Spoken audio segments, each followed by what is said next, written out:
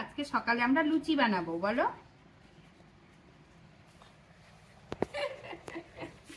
ও কি বানাবে তুমি? চুটকে।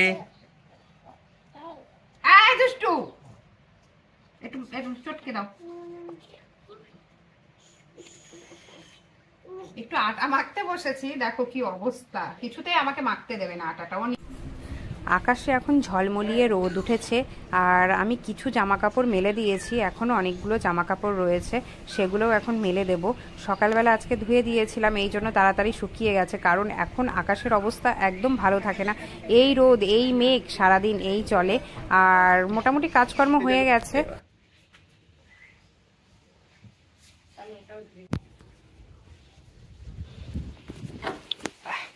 কি হাওয়া দিয়েছে।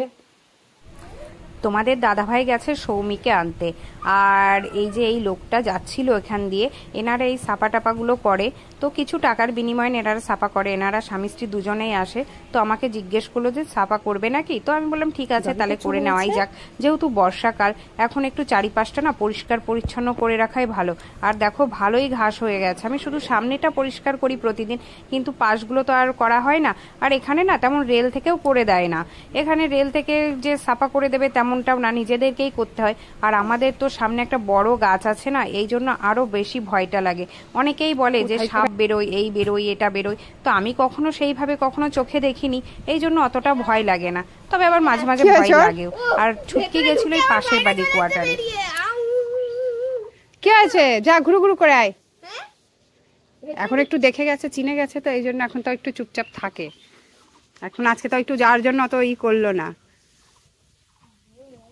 ওরকম করলেই কেক কান্না করে দেবে।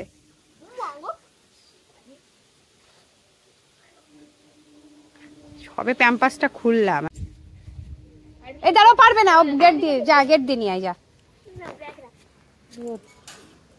এত ভারী ব্যাগ, তোর থেকে তো ব্যাগের ওজন বেশি।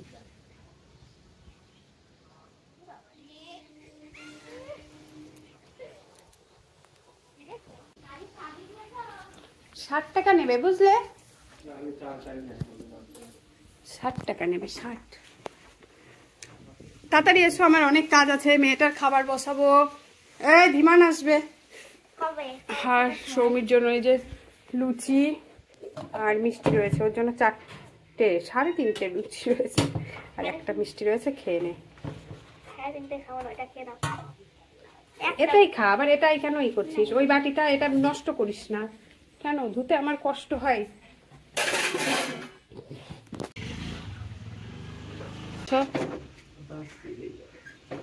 একটা আনতে হবে এবার।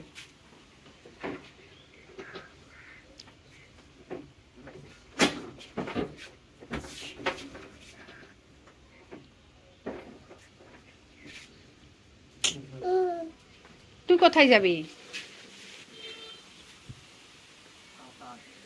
হ্যাঁ, ওই গাছগুলোতে কাটা। বাবা, সৌমি ওখানে খাচ্ছে, আর ছুটকি টুকটুক করে চলে গেল। বেশি দিবি না, হ্যাঁ বাবু, ওকে। আকাশে দেখো একদম কালো মেঘে ভরে গেছে, কিছুক্ষণ আগেই কিন্তু রোদ ছিল, এখনো রোদ আছে, তবে এখন হালকা রোদ আছে। আমি তো ভয়েই সব জামা কাপড় তুলে নিয়ে, এদিকে আমি রান্নাও বসিয়ে দিয়েছি, রান্না প্রায় হয়ে গেল। আজকে রান্না করব ডাল আর পুঁইশাক আলু বড়ি দিয়ে তরকারি, তো আজকে এটাই রান্না করব। আজকে বুধবার, আজকে যেহেতু নিরামিষ খাই, এখন আর বেশি কিছু রান্না করব না, আবার রাতে কিছু একটা করব। আর দেখো এখন মেঘের সঙ্গে হাওয়াও শুরু হয়ে গেছে, এখনই খুব জোর বৃষ্টি হবে। তো আজকের ভিডিও